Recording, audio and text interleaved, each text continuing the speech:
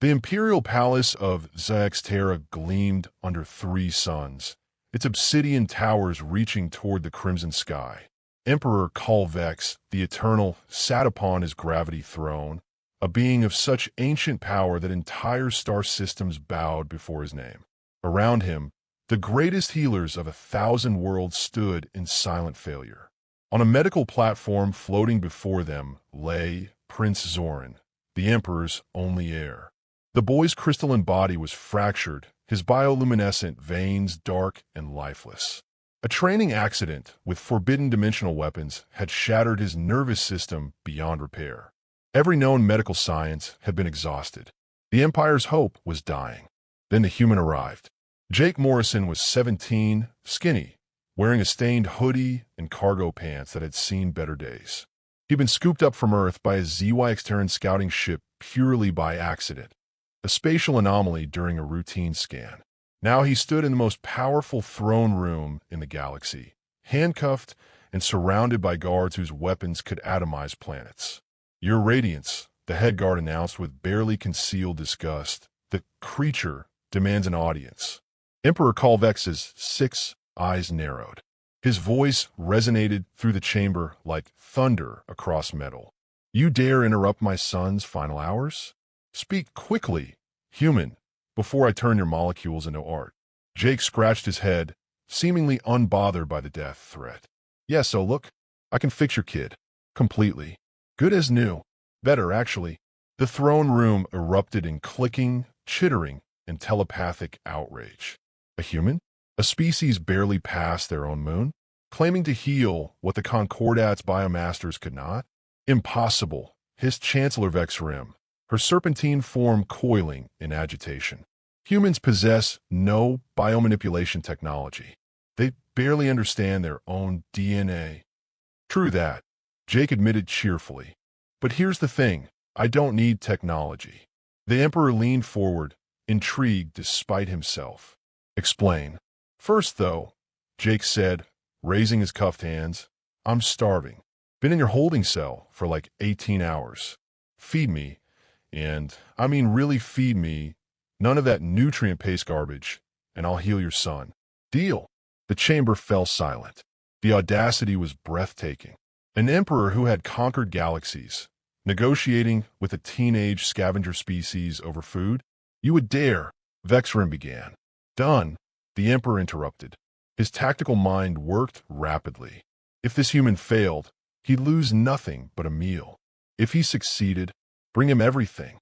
Now, 20 minutes later, Jake sat cross-legged on the floor beside the dying prince, surrounded by what looked like a grocery store explosion. Platters of Andromedan spice beast, Tyrellian crystal fruits, pressure-cooked Venusian sand prawns from Earth's own neighbor, molecular gastronomy from the Michelin planets, foods from across the known universe. Jake ate, and ate, and ate. The assembled dignitaries watched in horrified fascination as the human consumed enough calories to sustain a Valkyrian war beast for a month. His metabolism shouldn't be capable of processing even a tenth of it. But something was happening. As Jake ate, his body began to glow. Soft at first, then brighter, pulsing with each swallow. The food wasn't just being digested, it was being converted. Pure energy rippled across his skin in patterns that made the Empire's physicists gasp in recognition. "Impossible," one whispered. "That's directed bioplasmic conversion. The ancients used it before they transcended." Jake finished the last plate, a dessert that cost more than most planets, and wiped his mouth. "All right, let's do this." He placed his hands on Prince Zoran's fractured chest. Light exploded through the chamber. Not harsh or burning, but warm, alive, knowing.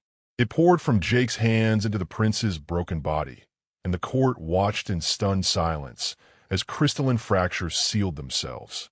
Dark veins blazed back to life. The prince's biosignature, flatlined for days, suddenly spiked on every monitor. By the first stars, someone breathed. 3 minutes later, Prince Zoran's eyes opened. He sat up, flexing fingers that had been paralyzed, looking at his father with clear, healthy vision. "Father? I feel amazing. What happened?" The Emperor's multiple eyes were fixed on Jake, who stood up, stretching. What are you? Jake shrugged. Just a human, man. See, thing is, everyone in the galaxy thinks we're nothing special because we don't have fancy tech or psychic powers. But we've got something else. We're adaptable. Crazy adaptable. Our bodies are basically Swiss Army knives. We can process anything, convert anything, store energy in ways that don't make sense. He gestured at the empty plates. You gave me food from 100 different biologies, different chemical makeups, some of it probably toxic to half the species here. My body broke it all down, took what it needed, and converted the rest into pure, healing energy. It's what we do. We survive. We adapt. We turn the universe's garbage into gold. But no human has ever displayed such abilities, Vexrim protested weakly. Because no human's ever eaten food from 100 different worlds in one sitting, Jake countered. You gotta understand, back on Earth, we're limited by Earth biology.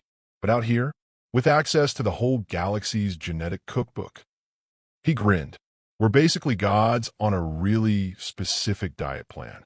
Emperor Kalvex rose from his throne, an act that made the entire court kneel. He approached Jake, towering over the human boy, and slowly extended one massive clawed hand. You have given me back my son. Name your price. Human. Worlds? Technology? A seat on the council itself? Jake thought for a moment. Actually, you got any more of those crystal fruit things? Those were amazing. And maybe a ride back to Earth? My mom's probably worried. The Emperor's laugh shook the palace. For the first time in 1,000 years, Kalvex the Eternal smiled. You shall have a shipment of crystal fruits delivered to your world monthly, forever. And human. The Emperor's expression turned serious. When your people are ready to truly join the galactic community, come find me. I suspect the universe has severely underestimated you. As Jake left with a to-go container the size of a car, the prince watched him go. Father, what are humans? The Emperor considered the question carefully. Something new, my son. Something terrifying and wonderful. They turn consumption into creation, weakness into strength. They're survivors who refuse to stay weak. He looked toward the stars, toward the small blue planet humanity called home. They're the universe's ultimate scavengers. And one day, I suspect they'll inherit it all.